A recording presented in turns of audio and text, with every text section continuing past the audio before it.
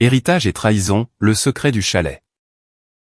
Après le décès de mon grand-père, j'étais convaincu qu'il m'avait légué son chalet. Pourtant, lorsqu'il a été donné à ma sœur à la place, j'ai décidé de contester cette décision devant les tribunaux. Ce qui s'est révélé, au cours de la procédure judiciaire, a soulevé de graves questions. Et a transformé, pour toujours, notre dynamique familiale. Mon grand-père m'a laissé son chalet. Mais ma mère l'a donné à ma sœur. Caroline n'en a pas besoin. Je les ai traînés en justice. Et ce que la juge a découvert l'a poussé à demander à ma mère, « Avez-vous quelque chose à dire ? Avant que je ne transmette ce dossier au procureur ? Abonnez-vous pour plus d'histoires. » Et commençons. Mon grand-père m'a laissé son chalet, le seul endroit où je me sois jamais senti en sécurité. Mais ma mère, Suzanne, a donné les clés à ma sœur, Molly, va la laisser s'y installer. Elle pensait que j'étais une proie facile. Une archiviste discrète qu'elle pourrait facilement écraser. Alors, je les ai poursuivis en justice. Et ce que j'ai découvert, pendant la phase de communication des preuves, a tendu un piège qu'elles n'ont jamais vu venir. C'est ici que l'histoire commence vraiment, et vous ne voudrez pas manquer la suite. Le chagrin était un poids physique, une pierre froide dans mon estomac, que ni le thé ni le sommeil ne parvenaient à réchauffer. Cela faisait 3 semaines que nous avions enterré grand-père Arthur. Et le monde semblait toujours étouffé, comme si les couleurs s'étaient vidées de chaque chose. J'étais assise au petit bureau de mon appartement, entouré de cartes de condoléances que je n'avais pas eu la force d'ouvrir, quand l'email a retenti. Il provenait de ma mère, Suzanne. L'objet était simplement « chalet ». Mon cœur a fait un bond étrange et douloureux. Le chalet. C'était le sanctuaire de grand-père Arthur, et par extension, le mien. Il m'avait appris à identifier les constellations sur son porche branlant, à empiler correctement le bois de chauffage, à rester assez silencieuse pour observer les cerfs au crépuscule. C'était la seule partie de mon héritage qui m'importait vraiment. En tant qu'exécutrice de son testament, j'en connaissais le contenu par cœur. Le chalet, le terrain, et tout ce qu'il contenait me revenait, à moi, Caroline. Ça, petite archiviste, comme il l'avait écrit, de sa propre main. J'ai ouvert l'email. Il était bref, va d'une désinvolture glaçante. Caroline, je te préviens juste. J'ai donné à Molly le double des clés du chalet, pour qu'elle puisse s'y installer. Elle est tellement excitée d'avoir enfin son propre espace, pour travailler sur sa marque. Elle prévoit de repeindre la cuisine ce week-end. Cette affreuse couleur peint devait disparaître. Ne t'inquiète pas pour les factures d'eau et d'électricité. Je vais les faire transférer à son nom. Maman. J'ai lu le message une fois, puis 2. Les mots se mélangeaient, formant un nœud de glace dans ma poitrine. Donner les clés à Molly. Installer. Repeindre. J'ai saisi mon téléphone, mes doigts tremblant si fort que je pouvais à peine le déverrouiller. J'ai composé le numéro de ma sœur en urgence. Je suis tombé directement sur sa messagerie, sa voix de pop-star criarde gazouillant. « Salut, vous êtes chez Molly. Je suis probablement en train de faire un truc génial. Alors laissez un message. Molly, rappelle-moi immédiatement, ai-je dit, ma voix sonnant creux à lointain. Même à mes propres oreilles. C'est au sujet du chalet. J'ai ensuite tenté de joindre ma mère. Elle a décroché à la 2e sonnerie. Oh, bien. Tu as reçu mon email, a-t-elle dit, d'une voix légère. J'entendais le cliquetis de son clavier en arrière-plan. En tant que directrice de banque, elle faisait toujours plusieurs choses à la fois. Tu lui as donné les clés, ai-je demandé. Les mots sont sortis dans un murmure étranglé. Oui, je viens de le dire. C'est une opportunité merveilleuse pour elle. Caroline. Son travail d'influenceuse exige une certaine esthétique. Le chalet est parfait pour sa marque au style rustique chic. Elle a déjà un partenariat de prévu pour un matelas. Maman, ai-je dit, me levant si brusquement que ma chaise a protesté dans un grincement. Tu ne peux pas faire ça. Le chalet ne t'appartient pas. Enfin. Ce n'est pas le tien. C'est le mien. Grand-père me l'a laissé. Tu étais là lors de la lecture du testament. Tu le sais. Il y eut un soupir à l'autre bout du fil. Ce long soupir de victime. Qu'elle poussait toujours lorsqu'elle estimait que je me montrais difficile. Caroline, ne sois pas si pointilleuse. Tu vis à 2 heures de route. Tu as ton travail. Ton appartement. Tu es stable. Molly a besoin de ça. Elle essaie de construire quelque chose. Et honnêtement, qu'est-ce que tu ferais d'un vieux chalet poussiéreux? Il est pratiquement à elle. Maintenant. Tu devrais être contente pour elle. Contente, ma voix s'est brisée. Tu as agi dans mon dos, alors que je suis l'exécutrice testamentaire. Vas-tu à donner ma propriété? Oh.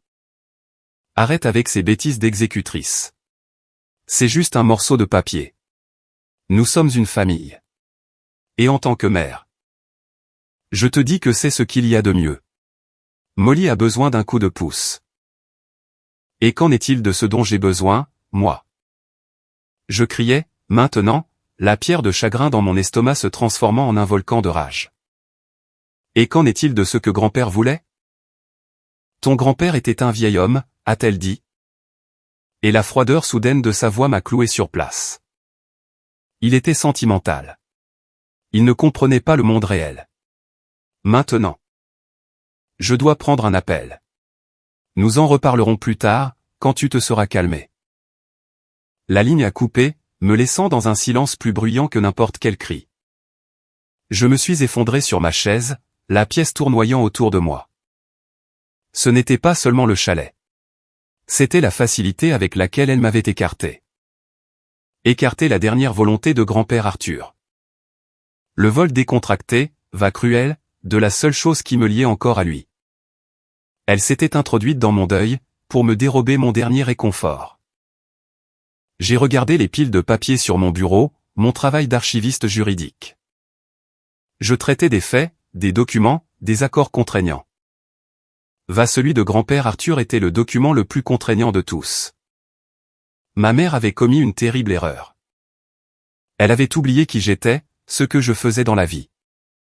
Ce qu'elle venait d'essayer de me prendre. La trahison était pire que le deuil lui-même. Les 24 heures suivantes furent un tourbillon de fureur froide. J'ai conduit 2 heures jusqu'au chalet. Ma petite berline avalant les kilomètres sur l'autoroute familière, qui serpentait dans les montagnes. Je n'ai pas prévenu. Je n'en avais pas besoin. J'avais ma propre clé. L'original, celle que grand-père Arthur m'avait donnée quand j'avais 16 ans. Attachée à un porte-clés en cuir tressé, qu'il avait fabriqué lui-même. Quand je me suis engagé dans la longue allée de gravier, mon cœur s'est serré. Le SUV beige de ma mère était garé à côté d'une décapotable rose vif, que je ne connaissais pas. Et Molly. Molly était sur le Porsche de mon grand-père, en train de poser pour une photo. Elle avait une main sur la hanche, les cheveux parfaitement ondulés. Faisait la moue devant un téléphone posé sur la balustrade. Elle portait une chemise en flanelle neuve. Des bottes de créateur recouvertes d'une boue artificielle. Derrière elle, 2 grands jardinières blanches, laides et criardes, avaient été placées de chaque côté de la porte, débordant de fleurs en plastique. Je suis sorti de la voiture. Le crissement du gravier sous mes bottes résonnant comme une explosion. Dans le calme de la montagne. Molly a levé les yeux, son sourire se figeant en m'apercevant. « Oh, salut, Ker », a-t-elle dit, récupérant son téléphone. « Qu'est-ce que tu fais là ? Maman a dit que tu étais, enfin, contrarié. » Contrarié, ai-je répété, d'une voix plate. Je suis passé devant elle pour monter les marches. « Prends tes affaires, Molly. Tu dois partir. »« Waouh, d'accord, sympa l'accueil », a-t-elle ricané, en me suivant. Je suis littéralement en plein shooting. C'est pour mon boulot. J'ai mis ma clé dans la serrure. Elle ne tournait pas. Mon sang n'a fait qu'un tour. J'ai réessayé, en secouant, en poussant. Rien. Ah, oui, a dit Molly joyeusement derrière moi. Maman a fait changer les serrures. Elle a dit que les anciennes étaient probablement rouillées. Va que ce n'était pas sécurisé. Elle veille juste sur moi. Je me suis retourné lentement. Elle a changé les serrures? Bah oui. Pour ma sécurité. Tu aurais dû voir celle de la porte arrière. Elle tombait littéralement. En morceaux. Elle a croisé les bras, soudain provocatrice. Écoute, Caroline. Je ne sais pas pourquoi tu en fais tout un plat. C'est juste un chalet. Tu ne venais même pas si souvent. J'étais ici chaque été de ma vie, ai-je dit, la voix dangereusement basse. J'étais ici le mois dernier pour aider grand-père à empiler du bois. Pour un hiver qu'il ne verrait jamais. Où étais-tu, Molly? À un festival. Son visage a rougi. Ce n'est pas juste. J'étais occupé. Et maman a dit que c'était bon. Elle a dit que tu t'en fichais. Maman s'est trompée. J'ai regardé au-delà d'elle, vers les bois, vers le sommet familier de la montagne. Je sentais la présence de mon grand-père partout, dans le soupir des pins. Dans le bois brut du porche, j'ai senti une détermination se durcir en moi. Solide comme le granit. Tu as 24 heures pour quitter cette maison, ai-je dit, en sortant mon téléphone. Sinon quoi, a-t-elle défié? Tu vas le dire à maman? C'est elle qui m'a laissé entrer. Sinon, je te ferai expulser pour violation de propriété, ai-je répondu. J'ai commencé à filmer. J'ai balayé lentement la scène, capturant les nouvelles serrures, les jardinières blanches. Le visage indigné de Molly, sa voiture, celle de ma mère. Qu'est-ce que tu fais? Arrête ça, a-t-elle hurlé, essayant de frapper mon téléphone. J'ai reculé. C'est ma propriété, Molly, tu es ici sans ma permission. C'est une preuve. Une preuve? Mon Dieu, tu es tellement coincée, Caroline. On n'est pas dans un tribunal. On va y être, ai-je dit. J'ai arrêté l'enregistrement, j'ai composé le 911. Tu n'oserais pas, a-t-elle soufflé. Les yeux écarquillés par un mélange de peur d'incrédulité. Je le fais, ai-je dit. J'ai signalé une intrusion et une violation de domicile sur ma propriété. En donnant l'adresse mon nom, en tant que propriétaire légal, à l'opératrice. Quand l'adjoint du shérif local est arrivé, un homme aimable qui avait connu grand-père Arthur. C'était le chaos. Ma mère avait débarqué, alertée par un SMS frénétique de Molly. Officier, c'est un malentendu familial, a déclaré Suzanne, en lissant son blazer. Mes filles sont juste émotives, suite au décès de leur grand-père. L'adjoint, un homme nommé Harris, m'a regardé. Madame, c'est vous qui avez appelé? J'ai présenté mon permis de conduire. Les documents d'exécutrice testamentaire que j'avais apportés. Cette propriété m'a été léguée. Officier? Ma mère ma sœur sont entrées dans la propriété sans mon consentement, ont changé les serrures. Ont refusé de partir. Suzanne était furieuse. Caroline, tu fais honte à cette famille. C'est principalement une affaire civile, a dit l'adjoint Harris, en ajustant son chapeau. Mais mademoiselle, a-t-il dit à Molly. Si cette dame est la propriétaire qu'elle veut que vous partiez, vous devez partir. Mais toutes mes affaires sont à l'intérieur, a hurlé Molly. Alors, tu peux convenir d'un moment avec ta sœur pour les récupérer, sous ma surveillance. Ai-je dit, d'une voix qui ne laissait place à aucune discussion. Ma mère m'a lancé un regard d'un tel venin que j'ai failli tressaillir. Tu as prouvé ce que tu voulais, Caroline. Tu as eu ton petit moment de pouvoir. Mais ce n'est pas fini. Non, ai-je dit, soutenant son regard. Ce n'est pas fini. Alors qu'elle s'éloignait, Molly sanglotant sur le siège passager du SUV de Suzanne. Je suis resté sur le porche, le silence des bois revenant peu à peu. Je devrais appeler un serrurier. Je devrais défaire tout ce qu'elles avaient commencé à repeindre. Mais en regardant la porte qu'elles avaient verrouillée contre moi, j'ai ressenti un calme étrange. Ma mère avait déclaré la guerre, mais elles avaient oublié une chose cruciale. Elle avait oublié ce que je faisais dans la vie. Et elle avait oublié qui était vraiment son père. Le serrurier a coûté cher, mais le déclic du nouveau barillet tournant sous ma clé d'origine. Celle de grand-père fut le son le plus satisfaisant que j'ai jamais entendu. Le chalet était un désastre. Molly n'y était restée que 48 heures, mais l'endroit était saccagé. Des bouteilles de boissons protéinées vides jonchaient le comptoir. Des boîtes de chaussures de luxe étaient empilées près de la porte. Dans la cuisine, j'ai dû me retenir de défaillir. La moitié d'un mur était peinte d'un rose millénial brillant aveuglant. Elles avaient peint par-dessus les meubles en pin sculpté à la main. Que grand-père moi avions restauré un été. J'ai passé le reste de la journée à nettoyer, à frotter, à documenter. J'ai pris plus de 200 photos des dégâts, des nouvelles serrures, de la peinture rose. Chaque coup d'éponge, chaque cliché agissait comme de l'acier que l'on forgeait dans ma colonne vertébrale.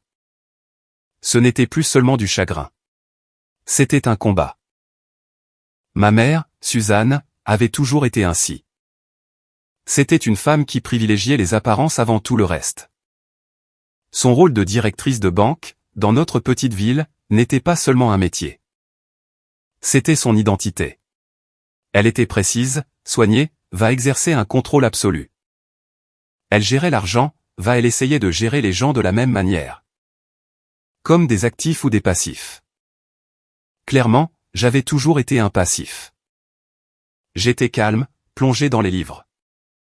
J'avais hérité de l'amour de mon grand-père pour l'histoire la nature. Des choses que Suzanne jugeait non rentables. Molly était son actif. Molly était belle, populaire, malléable. Suzanne avait investi toutes ses ressources en Molly, finançant ses tentatives ratées à l'université. Son blog sur son style de vie, sa garde-robe. Molly était le reflet de la réussite de Suzanne. Moi, j'étais un rappel de son père, un homme qu'elle trouvait têtu sentimental. Mon grand-père, Arthur, moi, étions les marginaux. Pendant que ma mère équilibrait des grands livres. Grand-père moi tenions en équilibre sur des troncs d'arbres traversant des ruisseaux. C'est lui qui m'avait acheté mon premier livre ancien.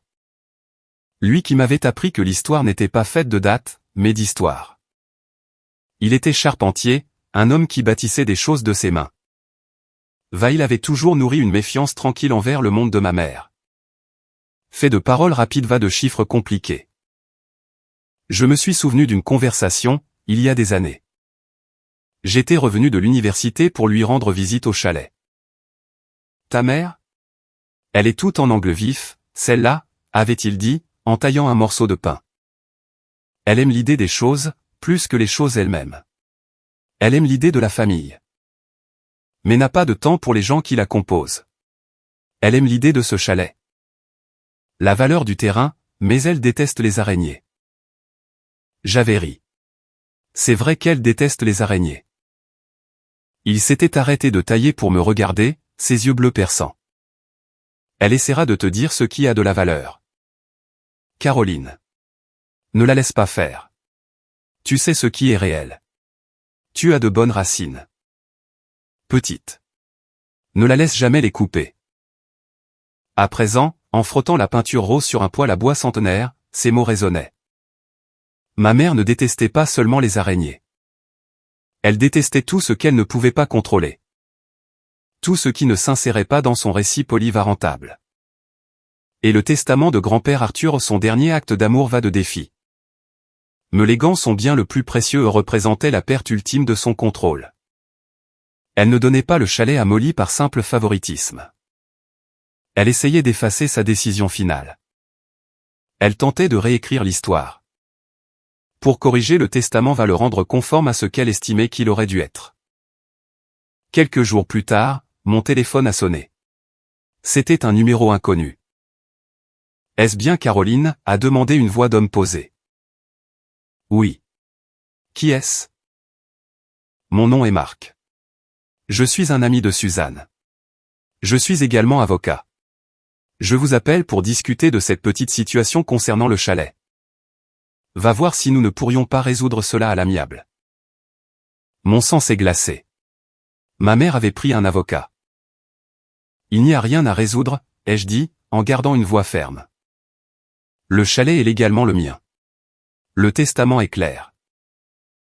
Ah, oui, le testament, a dit Marc avec un petit rire condescendant.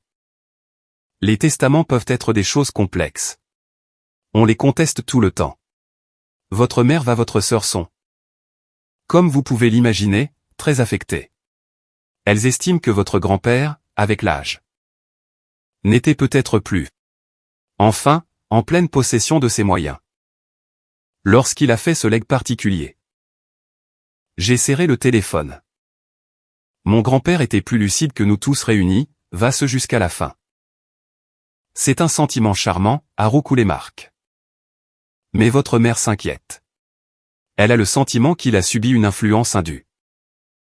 Une influence venant de moi, j'ai ri, d'un son court amer. Je suis archiviste juridique. C'était mon grand-père. Nous nous aimions.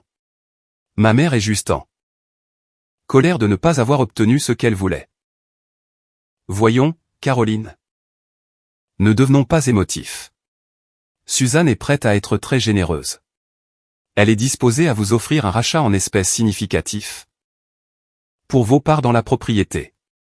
Assez pour constituer un très bel apport pour un appartement en ville. Vous aimez la ville, n'est-ce pas? Laissez le chalet à Molly, prenez l'argent, va tout le monde repartira heureux. Il parlait exactement comme elle. Poli, hypocrite, va totalement méprisant. Il était une copie conforme de ses valeurs, emballé dans un costume à rayures. Ce n'était pas un ami. C'était une arme. Un rachat, ai-je répété, goûtant le mot comme de la cendre.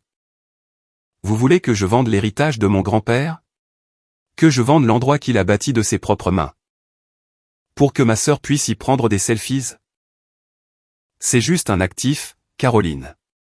Ne soyez pas sentimentale. Ce mot, encore, sentimental. L'insulte préférée de ma mère. Laissez-moi être très clair. Marc. Dites ceci à ma mère. Le chalet n'est pas un actif. Il n'est pas à vendre. Ni maintenant. Ni jamais. Si elle ou Molly remettent les pieds sur ma propriété, je les ferai arrêter.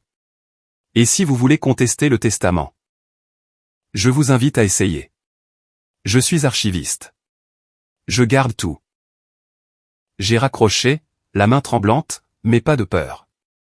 C'était l'adrénaline. Ils avaient officiellement introduit l'antagoniste, il avait, en un court appel, confirmé tous mes soupçons. Il n'avait jamais été question des besoins de Molly. Il s'agissait de ce que Suzanne voulait gagner. L'enveloppe à l'aspect officiel est arrivée une semaine plus tard. C'était exactement ce que j'attendais.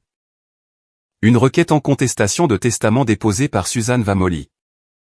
Représentée par le cabinet de Marc, dont le nom complet était Marc Dalton. La requête affirmait, comme il l'avait laissé entendre, que grand-père Arthur souffrait d'une capacité mentale diminuée qu'il avait été indûment influencé par moi. Elles exigeaient l'annulation du testament que le chalet soit remis à la succession. Pour être géré par Suzanne. Elles l'avaient fait. Elles allaient se tenir devant un tribunal calomnier la mémoire de leur propre père grand-père. La rage que je ressentais était froide tranchante, comme un glaçon. Elle m'a éclairci les idées. Ma mère Marc Dalton pensait qu'il s'agissait d'une querelle familiale émotionnelle désordonnée. Ils allaient découvrir qu'il s'agissait d'un problème de gestion de documents. J'étais la meilleure gestionnaire qu'ils rencontreraient jamais. Ce fut le tournant. Je n'étais plus une petite fille en deuil. J'étais une plaignante. J'ai pris une journée de congé je me suis rendu à ma banque. J'ai vidé la moitié de mes économies, le fonds d'urgence que je constituais depuis des années. Je l'ai transféré sur un nouveau compte. J'ai marché jusqu'au meilleur cabinet d'avocats spécialisé en succession de la ville. Un cabinet de requins, j'ai engagé une avocate nommée Madame Elanie. C'était une femme d'un certain âge, au regard vif au tempérament pragmatique. Il conteste, ai-je dit, en posant la requête sur son bureau poli. Il invoque une influence indue une capacité diminuée. Ils ont également déjà pénétré illégalement sur les lieux causer des dommages à la propriété. Ce que j'ai documenté. Madame Elanie a lu la requête, son expression restant indéchiffrable. Votre mère est la requérante elle est directrice de banque? Oui, ai-je répondu. Et votre profession, vous êtes archiviste juridique? Oui. Elle a levé les yeux du papier, un léger sourire aux lèvres. Oh, c'est une erreur, une énorme erreur de leur part. Je veux me battre, ai-je dit. Et je veux contre-attaquer pour obtenir des dommages et intérêts le remboursement des frais d'avocat. Mais je veux aussi passer à l'offensive. Je veux la phase de e-discovery. Je veux tout. La e-discovery, a dit Madame Elani, comme si elle savourait un grand cru. Étant donné la position de votre mère son rôle de requérante. Cela pourrait être très intéressant. Elles ont ouvert une porte qu'elles vont regretter. Mon piège habile n'était pas seulement le testament lui-même. C'était le contexte. C'était toute une vie de preuves que je possédais. En tant qu'archiviste, je ne jette rien. Je catégorise. Je préserve. Je suis rentré chez moi j'ai sorti 3 grandes boîtes d'archives proprement étiquetées du haut de mon placard. Correspondance Arthur 1998 à 2010. Correspondance Arthur 2011 à 2020. Correspondance Arthur 2021 présent. À l'intérieur se trouvaient des centaines de lettres, de cartes, plus tard, des emails imprimés. Chaque carte d'anniversaire, chaque petit mot, juste comme ça. Chaque lettre décousue qu'il m'avait envoyée du chalet. Je les avais toutes, par ordre chronologique. Septembre 2022.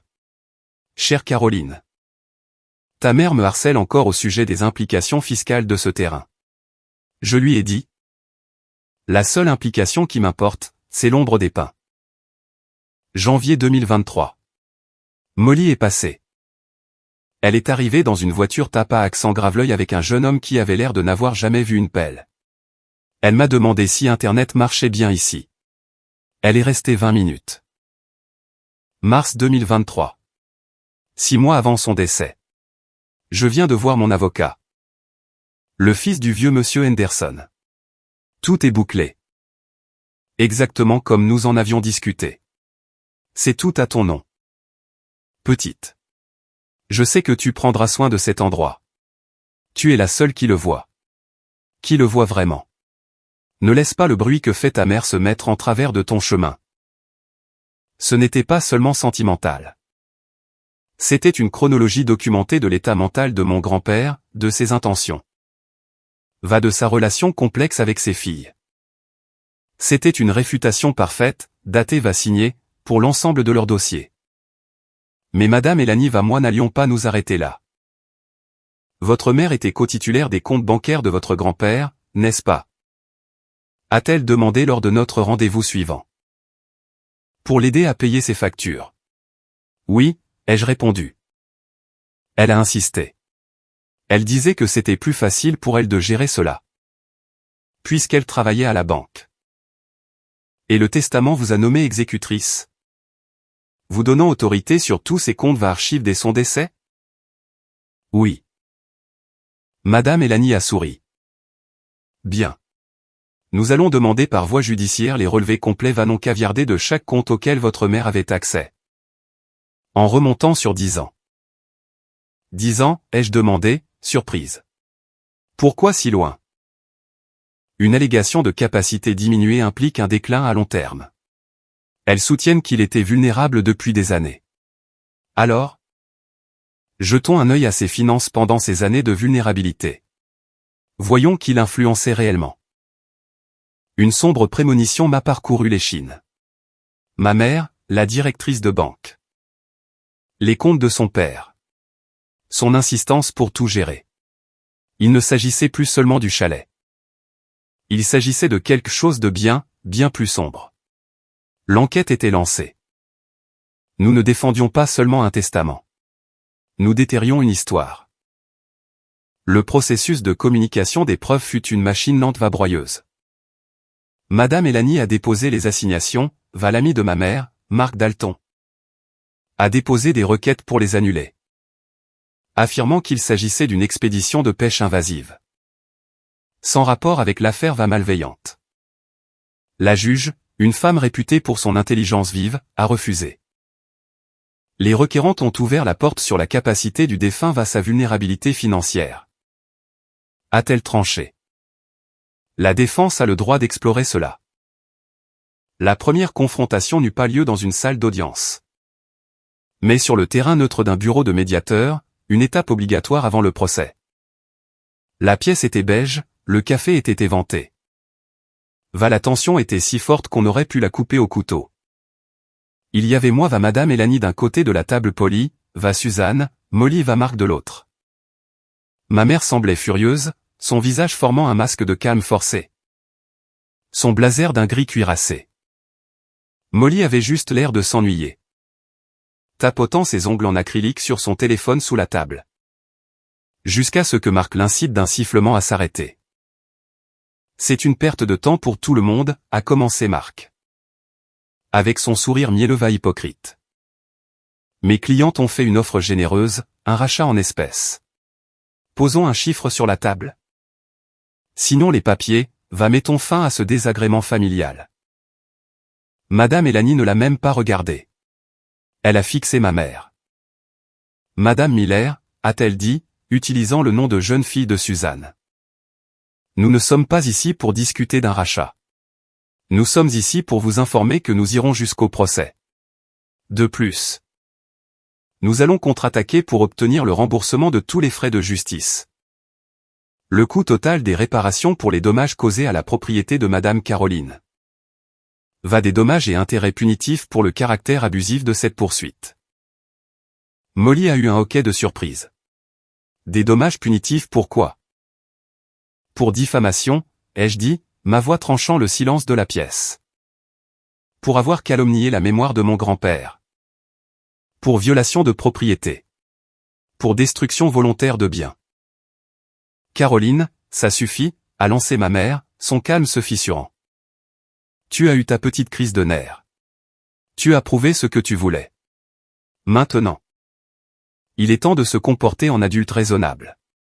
Marc propose 75 000 $. C'est plus que ce que vaut ce tas de bois.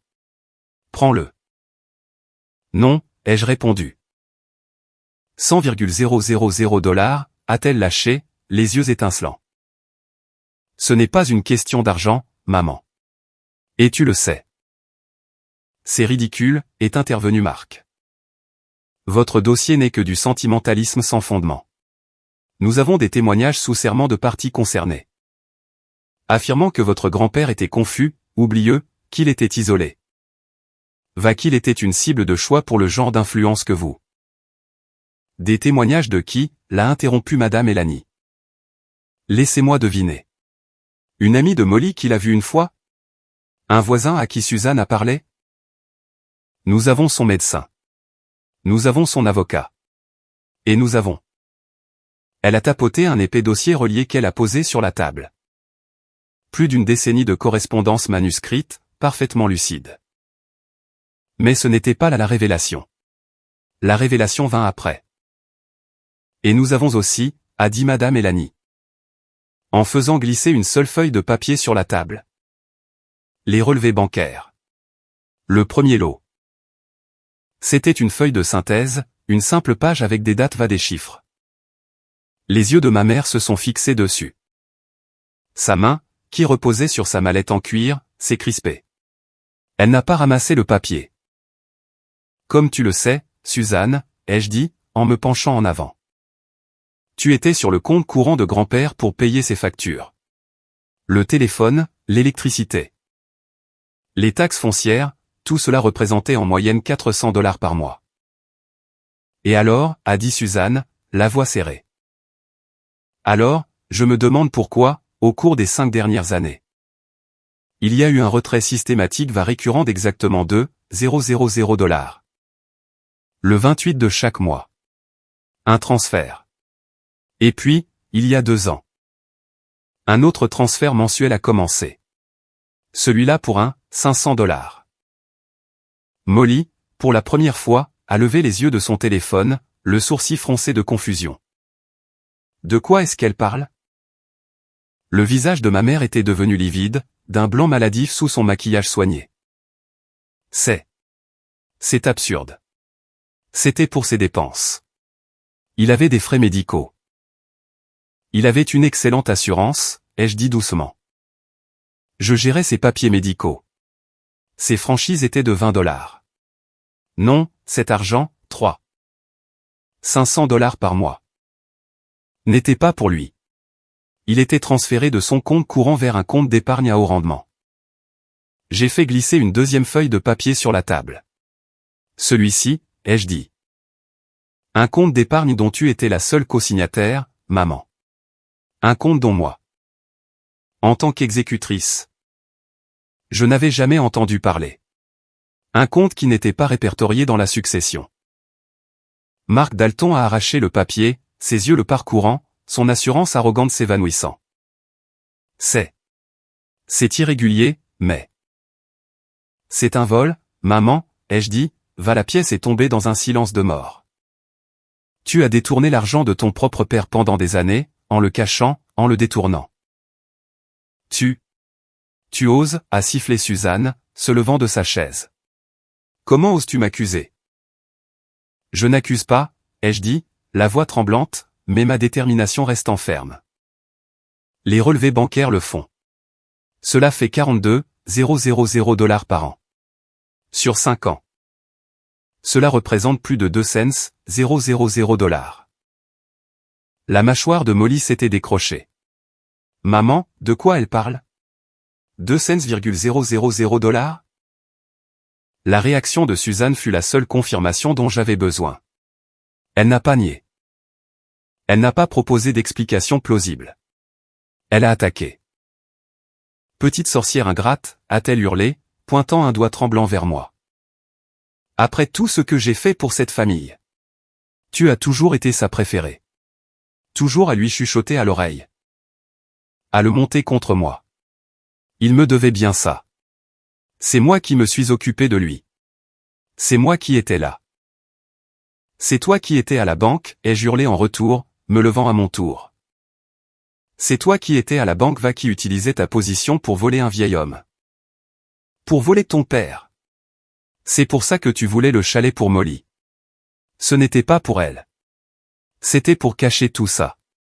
Tu t'es dit que si tu donnais le chalet à Molly, tu pourrais régler l'affaire avant même que le testament ne soit lu, avant que moi, l'exécutrice. Je ne vois les vrais chiffres. Tu essayais de couvrir tes traces. Le médiateur, un homme effacé qui était resté silencieux, a fini par prendre la parole. Je pense que cette médiation est terminée. Suzanne a saisi sa mallette. C'est de la diffamation. Tu n'as aucune preuve. Nous avons les numéros de compte, maman, ai-je dit, ma voix retombant. Et nous allons demander les relevés du compte sur lequel l'argent a été transféré. Ton compte. Mark Dalton a saisi le bras de Suzanne. Suzanne, nous partons. Il a regardé Madame Elani, le visage décomposé. C'est une déformation grossière des faits. Ma cliente ne se laissera pas calomnier. Ce ne sont pas des accusations, Monsieur Dalton, a dit Madame Elani, qui rangeait déjà ses affaires. Ce sont des pièces à conviction. On se voit au procès. Ils sont sortis en trombe, Molly traînant derrière eux, silencieuse pour une fois. Le visage figé par une compréhension horrifiée qui commençait à poindre. Les suites de la médiation furent une avalanche.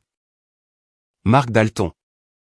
Réalisant qu'il était lié à un navire en train de sombrer dans des crimes de nature criminelle, s'est promptement retiré de l'affaire, invoquant des différends irréconciliables avec ses clientes. Suzanne fut forcée d'engager un nouvel avocat, moins poli va bien plus cher. Spécialisé en droit pénal. Qui lui a immédiatement conseillé d'invoquer le 5e amendement sur toutes les questions financières de l'affaire civile. Cela, bien sûr, équivalait à un aveu de culpabilité aux yeux du tribunal des successions. Mais ma mère était un animal acculé, les animaux acculés sont les plus dangereux. Elle ne pouvait pas me combattre sur les faits, alors elle a essayé de m'intimider. Les serrures du nouvel abri de jardin du chalet ont été brisées. Un grand graffiti laid, la signature influenceuse bâclée de Molly, a été taguée à la bombe sur le côté du bûcher. J'ai reçu une demi-douzaine d'appels masqués au milieu de la nuit, qui n'étaient que du silence. C'était désespéré. C'était mesquin. Et tout a été capturé par les nouvelles caméras de chasse que j'avais installées autour de la propriété. Pendant ce temps, Madame Elani va moi bâtissions notre dossier. Il devenait plus important que tout ce que j'aurais pu imaginer. L'examen complet sur 10 ans des finances de mon grand-père va de celle de ma mère à révéler. Non pas quelques erreurs de parcours, mais une campagne systématique va à long terme d'abus financiers. Le transfert de 2,000 $ par mois n'était que le début. C'était la caisse noire qu'elle s'était constituée. Les vrais dégâts se trouvaient dans les comptes d'investissement. Regardez ça, a dit Madame Elani, montrant une ligne sur un relevé d'il y a 3 ans. Votre grand-père avait un solide portefeuille d'actions de premier ordre. Stable va versant des dividendes. À cette date, votre mère, utilisant sa procuration, en a vendu pour 80,000 $. Pourquoi, ai-je chuchoté, me sentant mal. Pour réinvestir, a dit Madame Elani, en tendant un autre papier. Elle a transféré l'argent vers ceci. Mollies Lifestyle LLC. L'adresse de l'entreprise et le domicile de votre mère. Tout était là. Ces 80,000 $ constituaient le capital de départ pour la marque de Molly. Cela a payé pour la décapotable rose. Cela a payé pour les vêtements de créateurs. Cela a payé pour les voyages à Bali les publications sponsorisées. Qui n'était en réalité qu'un gaspillage pur va simple du fonds de retraite de son grand-père. Molly n'était pas seulement complice. Elle était la bénéficiaire directe. Tout son succès était un mensonge, financé par le vol de ma mère. Suzanne n'avait pas seulement donné le chalet à Molly. Elle lui avait donné tout l'héritage de grand-père Arthur, morceau par morceau, pendant des années. La rage que je ressentais était si profonde qu'elle m'a coupé le souffle. Pendant toutes ces années, j'avais économisé le moindre sou, travaillant dur pour payer mes études. Fier de mon indépendance. Pendant toutes ces années, ma mère m'avait méprisé pour mon petit boulot. Alors qu'elle préparait Molly à une vie de célébrité bâtie sur des mensonges des détournements de fonds massifs. Cela a mené à la deuxième confrontation. Il fallait que ce soit fait. Molly luttait sans marque, sans le flux d'argent inépuisable de sa mère. Que son nouvel avocat avait probablement gelé. Elle était à la dérive. Je l'ai trouvée travaillant comme hôtesse dans une chaîne de restaurants locale. Un endroit que ma mère aurait jugé indigne d'elle. Je me suis assise à une table, dans sa section. Quand elle m'a vu, elle a failli laisser tomber son plateau de verre d'eau. « Qu'est-ce que tu fais là, Caroline » a-t-elle sifflé. « Nous devons parler » ai-je dit. « C'est quand, ta pause ?» 10 minutes plus tard, nous étions assises dans sa voiture, la décapotable rose. Qui avait maintenant une longue fissure en toile d'araignée sur le pare-brise. « Si tu es là pour jubiler, fais-le va qu'on en finisse » a-t-elle marmonné. Refusant de me regarder. Je ne suis pas là pour ça. Je suis là pour te donner un choix, Molly. J'ai posé une seule feuille de papier sur son tableau de bord. C'était l'acte de constitution de Mollies Lifestyle LLC. La désignant comme PDG notre mère comme agent financier. Qu'est-ce que c'est, a-t-elle demandé. C'est ton entreprise. Celle que maman a financée en vendant illégalement 80,000 $ d'actions de grand-père. Elle a redressé la tête brusquement. Quoi? Non. Maman. Maman m'a fait un prêt. Elle a dit que c'était un investissement provenant de ses propres économies. Elle a menti, Molly. C'était l'argent de grand-père. Tout. La voiture, les vêtements. Les voyages. Tu vis avec de l'argent volé. Elle fixait le papier, reliant les points avec une lenteur douloureuse. J'ai vu le moment exact où son monde s'est effondré. La voiture. Mais elle avait dit. Maman va perdre ce procès. Molly, le chalet est à moi. C'est un fait. Mais l'autre aspect, le vol? C'est une affaire pénale. La juge va transmettre le dossier au procureur. Elle va être inculpée. Elle ira probablement en prison. Molly a commencé à pleurer. Pas ces sanglots dramatiques habituels, mais de petits bruits de hoquets terrifiés. En prison? Jean, la vraie prison. Oui. Et en tant que seul bénéficiaire de Molly S Lifestyle LLC. Tu es une co-conspiratrice. Tu es, au mieux, complice de ces crimes. Ils s'en prendront à toi aussi. Mais je ne savais pas, a-t-elle hurlé. Je ne savais pas d'où venait l'argent. Je le jure. C'est ce que tu devras leur dire, ai-je dit, ma voix s'adoucissant pour la première fois. Molly, je suis là pour t'offrir une porte de sortie. La seule. Tu dois rompre avec elle. Tu dois dire la vérité. Tu dois témoigner. Témoigner contre maman. Témoigner pour toi-même. Tu peux être une victime dans cette affaire? Ou tu peux être une accusée. Maman t'a utilisé. Elle a utilisé ton ambition, ton envie de ne pas poser de questions. Elle t'a construit une vie de rêve avec de l'argent volé. Elle va te laisser tomber avec elle. J'ai fouillé dans mon sac, j'ai sorti une carte de visite. C'est la carte de Madame Elani. Et celle-là, je lui en ai tendu une deuxième. C'est la carte d'un avocat pénaliste. Il est bon. Il attend ton appel. Tu as jusqu'à la date du procès. C'est-à-dire dans une semaine. Tu peux soit entrer dans cette salle d'audience avec notre mère. Soit entrer, va t'asseoir derrière moi. Je suis sorti de la voiture. Caroline, a-t-elle appelé, d'une voix ténue. Je me suis retourné. Est-ce que tu savais pour tout ça, depuis le début? Je savais que quelque chose n'allait pas, ai-je dit. Je ne savais juste pas que c'était aussi pourri. Je me suis éloigné, la laissant dans cette voiture volée fissurée. Faisant enfin face à une vie qu'elle n'avait pas publiée sur les réseaux sociaux. Le choix lui appartenait. Le jour du procès, la salle d'audience était petite, étouffante. Ce n'était pas un événement familial. C'était une audience de succession, mais l'air était électrique.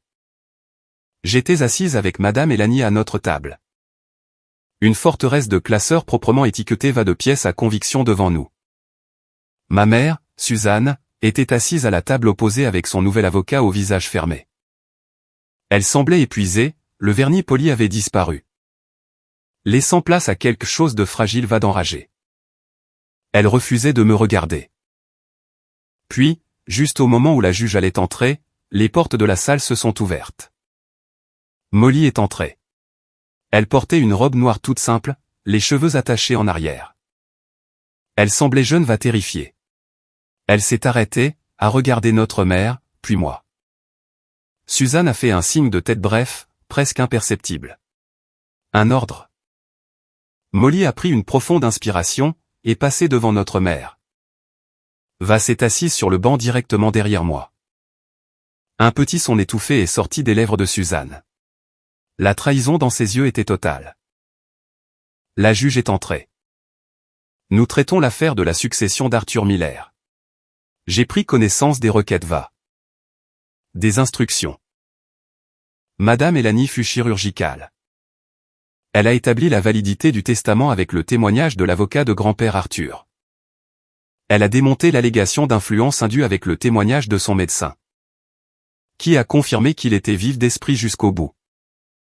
Elle a présenté mes classeurs de lettres, lisant ses propres mots sur ses intentions concernant le chalet. Puis, elle est passée à la contre-attaque. Votre honneur, nous allons maintenant aborder le véritable motif de la requérante. Madame Suzanne Miller, pour contester ce testament. Ce n'était ni par amour, ni par inquiétude pour son père. C'était pour dissimuler une décennie d'abus financiers de vols systématiques. L'avocat de Suzanne a bondi. Objection. Ceci est une audience de succession. Pas un procès pénal. Ces allégations sont infondées calomnieuses. Asseyez-vous, maître, a dit la juge, les yeux fixés sur Madame Elani. La requérante a affirmé que le défunt était vulnérable à une influence financière. Je suis très curieuse de voir qui exactement l'influençait. Continuez, Madame Elani. Pendant l'heure qui suivit, elle exposa tout, le compte bancaire secret. Les transferts mensuels de 500 $, les 210 000 $ détournés de son compte courant. La vente illégale de 80 000 $ d'actions, la société écran, Molly's Lifestyle LLC. À chaque nouvelle pièce présentée, ma mère s'enfonçait un peu plus sur sa chaise.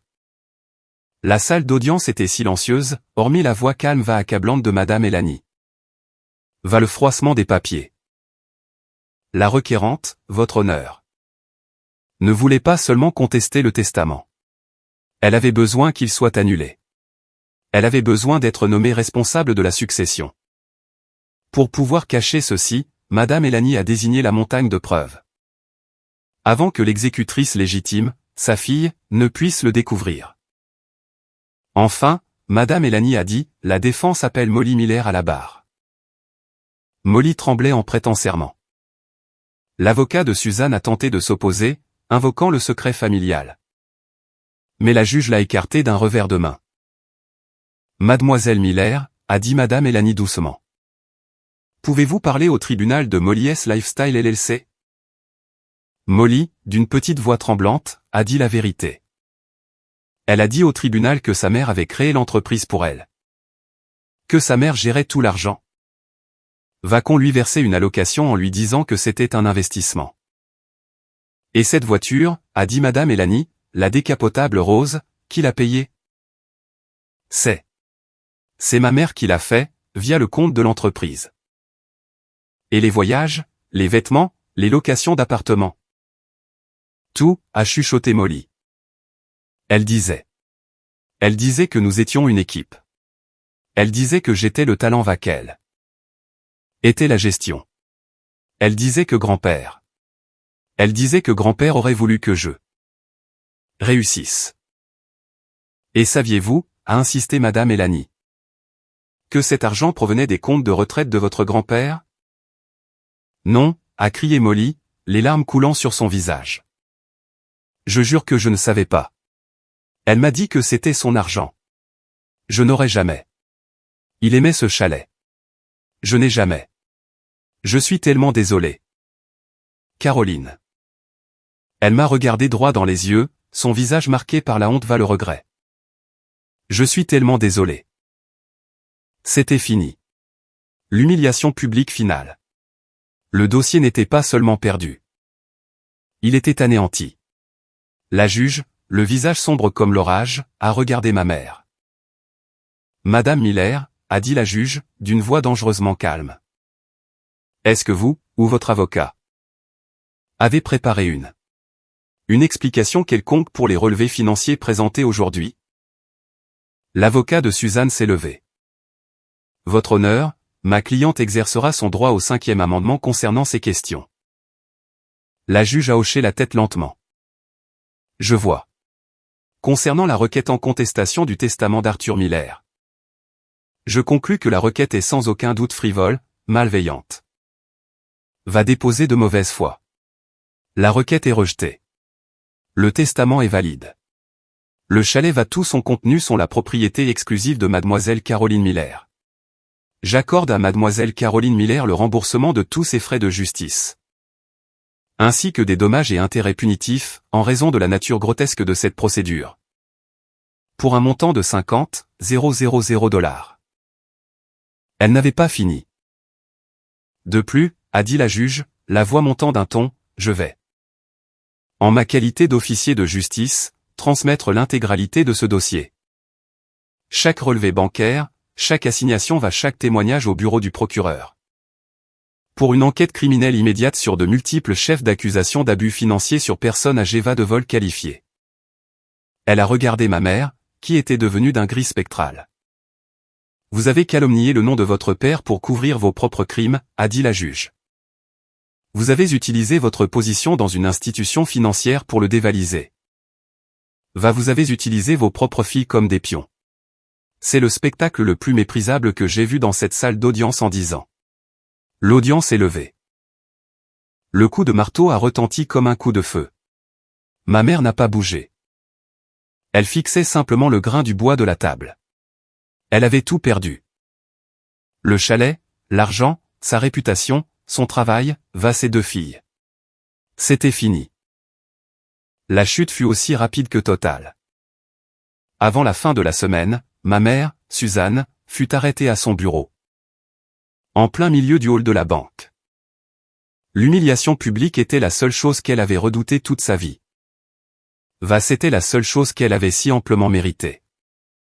La banque l'a licenciée sur le champ, publiant un communiqué officiel sur sa tolérance zéro envers les fautes financières. Lançant son propre audit interne, qui en a découvert davantage. Elle utilisait sa position depuis des années, annulant des frais pour ma sœur. Approuvant des prêts qui n'étaient jamais remboursés. Elle avait bâti un château de cartes, j'avais retiré la seule carte, le testament de grand-père. Qui avait tout fait s'écrouler. Molly, fidèle à sa parole, a coopéré pleinement avec le procureur. Elle a obtenu l'immunité en échange de son témoignage contre notre mère. La décapotable rose a été saisie. La société a été dissoute. Molly, sans argent, sans travail sans maison. A été forcée de faire la seule chose qu'elle n'avait jamais faite, se comporter en adulte.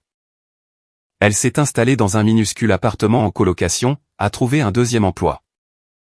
A commencé à rembourser le restaurant pour les verres d'eau qu'elle avait cassés. Notre relation était étrange. Elle n'était pas réparée. Ce n'était pas un conte de fées, mais c'était, pour la première fois, honnête. Elle m'a appelé une fois, quelques mois plus tard.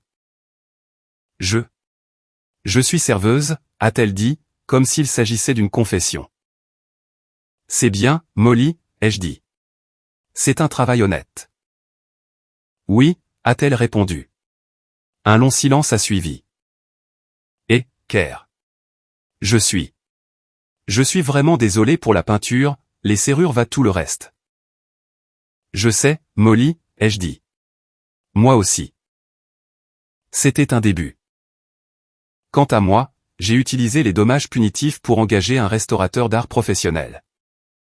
Cela a pris 3 semaines. Mais ils ont réussi à enlever la moindre trace de peinture rose milléniale sur les meubles sculptés par mon grand-père. J'ai réparé le bûcher. J'ai replanté les fleurs sauvages locales. Que les jardinières en plastique de Molly avaient écrasées. Je me suis assise sur le porche, dans le fauteuil à bascule préféré de mon grand-père, avec une tasse de thé. Le chalet était silencieux, rempli de l'odeur du pain des vieux livres. Il était en sécurité. Il était à moi. La bataille juridique avait été longue laide. Elle m'avait coûté la famille que je pensais avoir. Mais elle m'avait aussi apporté une compréhension nouvelle, profonde, de l'homme qui m'avait laissé ce sanctuaire. Grand-père Arthur, dans sa sagesse tranquille de sculpteur, savait. Il connaissait les angles vifs de ma mère. Il connaissait son obsession pour l'argent. Et il savait qu'en me laissant le chalet, il ne me donnait pas seulement une maison. Il me donnait une encre. Il m'avait aussi, avec sa minutie habituelle, laissé les outils pour le défendre. Ses lettres, ses instructions claires, sa confiance. Il m'avait laissé un piège tendu des années à l'avance. Pour attraper la personne qu'il savait capable, un jour, de s'en prendre à son héritage. Le procès de ma mère a lieu au printemps prochain. Le procureur dispose d'une montagne de preuves. Elle fera, selon toute vraisemblance, de la prison. Je ne sais pas si j'irai. Ma paix n'est pas dans cette salle d'audience. Elle est ici. Je suis archiviste juridique. Mon travail est de préserver la vérité. Et la vérité, enfin, avait été mise en lumière. Le dossier était clos. J'ai regardé les montagnes, les mêmes que mon grand-père avait contemplées. Et pour la première fois depuis qu'il était parti. La pierre froide de chagrin dans mon estomac avait disparu. J'étais en paix.